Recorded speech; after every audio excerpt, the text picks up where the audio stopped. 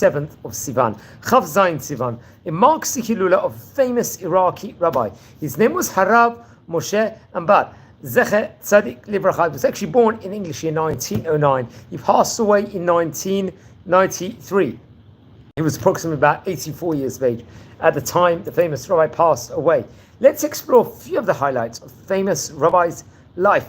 Now, he actually came from great rabbinic auspices. I believe his father's name was Rabbi Yaakov, and his mother's name was Rabbinit Farcha Chana.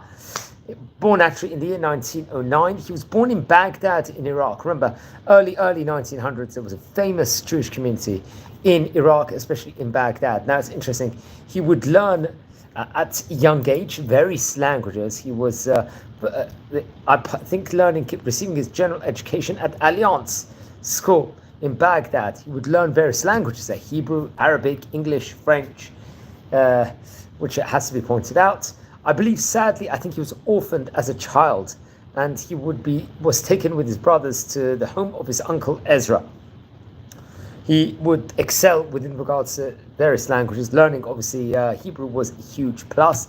And when he would immigrate to the land of Israel, it's reported over he would also be able to speak Yiddish. So he was very multilingual, let's just say. I think come with the year 1927, he was about 18 years of age. I think at that stage in time, he would make Aliyah, move to the land of Israel by himself. And obviously that was, that stage in time, it was very risky still to travel. It was way before 1948. Many people started moving, but it was a big project to move in those days. He would, let's say, come under hardships on his way while coming across the Iraqi border. And there were various dangers until he was able to emigrate to the holy city of Jerusalem, the capital city of Israel. He succeeded to go there. I think come what 1929, he would get married to, his wife's name was Rabbinit Ne'ima. I think she was a daughter of Rab Farcha Kohen, if I'm not mistaken.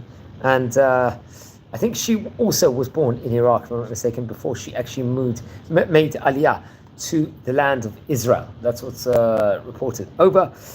And they would settle, I think, in the Jewish quarter of Jerusalem. They would be in the holy city, and later they would move to the נחלאות neighborhood, where I think they would live most of their days. Very respectful lifestyle, engaging in Torah, mitzvot, and huge amounts of chesed, acts of kindness.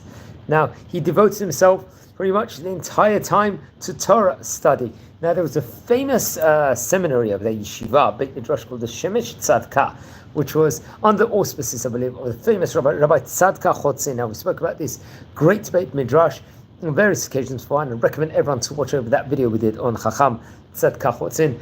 I think his Hilula was around Marchish time, if I'm not mistaken, in the month of Adar.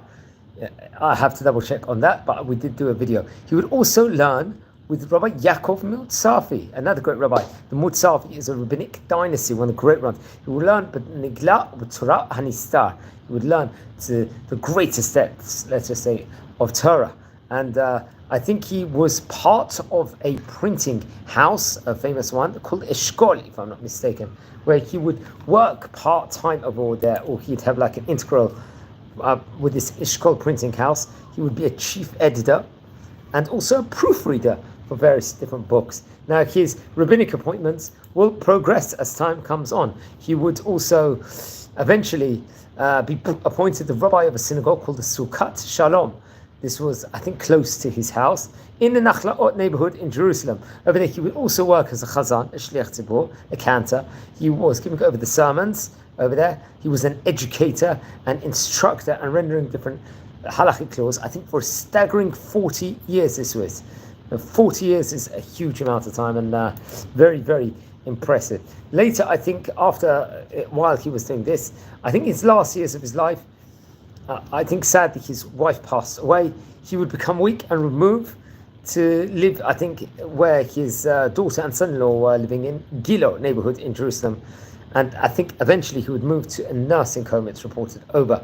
But at the same time, he was still engaging and delving in Torah and was really mitzchazek many different people and did a huge amount of kiruv. He would not pass any opportunity within regards to inspiring people. They passed away in the English year 1993 on the 27th of Sivan. I think he was 84 years of age. and he passed away in Jerusalem, as we stated before. Now, he would be famous for a great Torah colossal work called the Yirat Hashem. This, let's say, compiled of drashot, various different sermons, chidushim, teachings, perushim, on the book of the Torah, respectively. He would expound on different teachings over there. On the Haftarot, he would concentrate on the Moadim, the different Jewish festivals, and various other subjects also.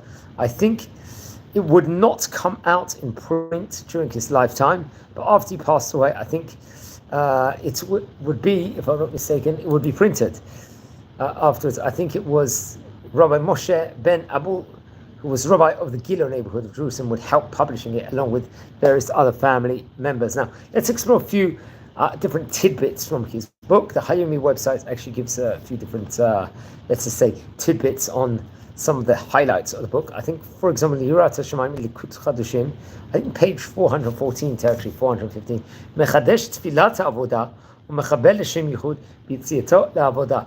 This is an interesting teaching. Another couple of teachings. Melamed La'av Lavat L'Ishto, Shnitzkakim Lo B'Gidul Habanim, page 330, 397, Yirat Hashem. One last teaching. Melamed Shekol Ha'olam Yitbaruchu the importance of how Eretz Israel, the land of Israel, is a blessing fountain, let's just say, for the entire world. This part of the Haftarah Balak section in page 187 of Yirat Hashem. One last teaching. This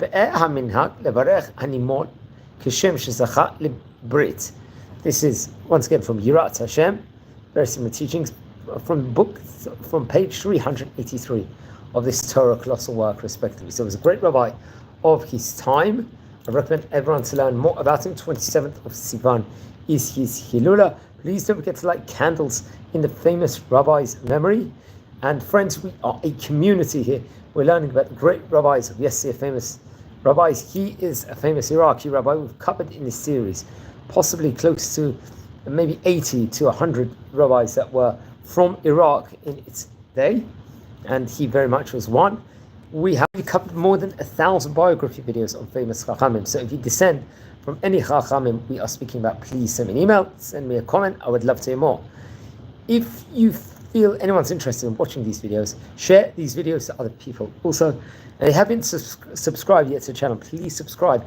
We're near 7,000 subscribers, which is a phenomenal achievement. So wishing you a Shavuot Tov V'rach here from the city of Bet Shemesh, and be well, and blessings here from the city of Bet Shemesh. Thank you.